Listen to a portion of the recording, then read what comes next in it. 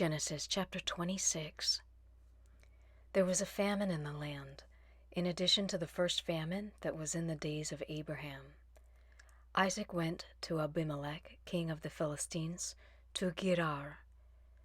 Yahweh appeared to him and said, "Don't go down into Egypt. Live in the land I will tell you about. Live in this land, and I will be with you, and will bless you. For I will give to you and to your offspring all these lands, and I will establish the oath which I swore to Abraham your father. I will multiply your offspring as the stars of the sky, and will give all these lands to your offspring.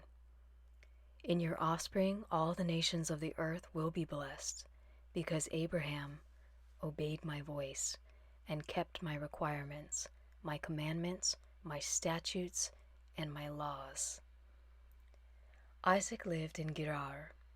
The men of the place asked him about his wife. He said, "She is my sister," for he was afraid to say, "my wife," lest he thought the men of the place might kill me for Rebekah, because she is beautiful to look at. When he had been there a long time, Abimelech, king of the Philistines, looked out at a window and saw, and behold, Isaac was caressing Rebekah, his wife. Abimelech called Isaac and said, "Behold, surely she is your wife. Why did you say, 'She is my sister'?" Isaac said to him, "Because I said, 'Lest I die because of her.'" Abimelech said, "What is this that you have done to us? One of the people might easily have lain with your wife, and you would have brought guilt on us." Abimelech commanded all the people, saying, "He who touches this man or his wife will surely be put to death."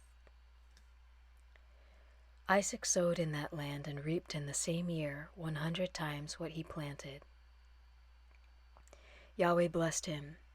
The man grew great and grew more and more until he became very great. He had possessions of flocks, possessions of herds, and a great household. The Philistines envied him. Now all the wells which his father's servants had dug in the days of Abraham his father, the Philistines had stopped and filled with earth. Abimelech said to Isaac, "Go away from us, for you are much mightier than we." Isaac departed from there, encamped in the valley of Gerar, and lived there.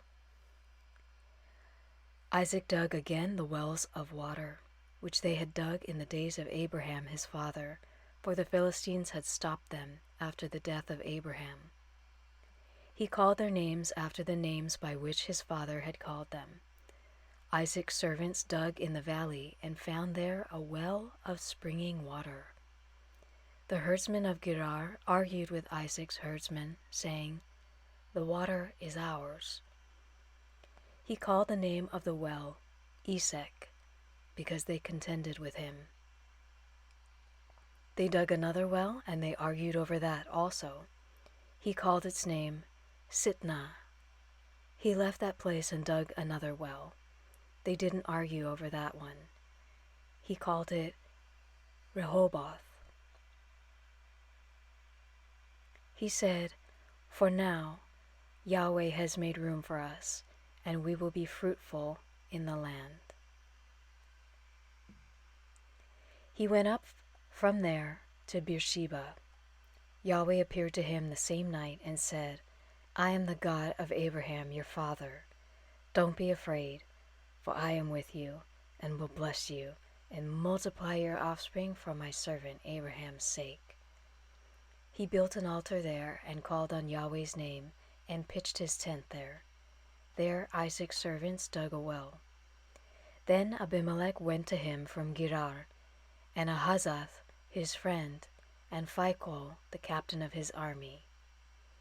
Isaac said to them, "Why have you come to me, since you hate me, and have sent me away from you?" They said, "We saw plainly that Yahweh was with you." We said, "Let there now be an oath between us, even between us and you, and let's make a covenant with you. that you will do us no harm, as we have not touched you, and as we have done to you nothing but good, and have sent you away in peace. You are now the blessed of Yahweh." He made them a feast, and they ate and drank. They rose up sometime in the morning and swore an oath to one another. Isaac sent them away, and they departed from him in peace.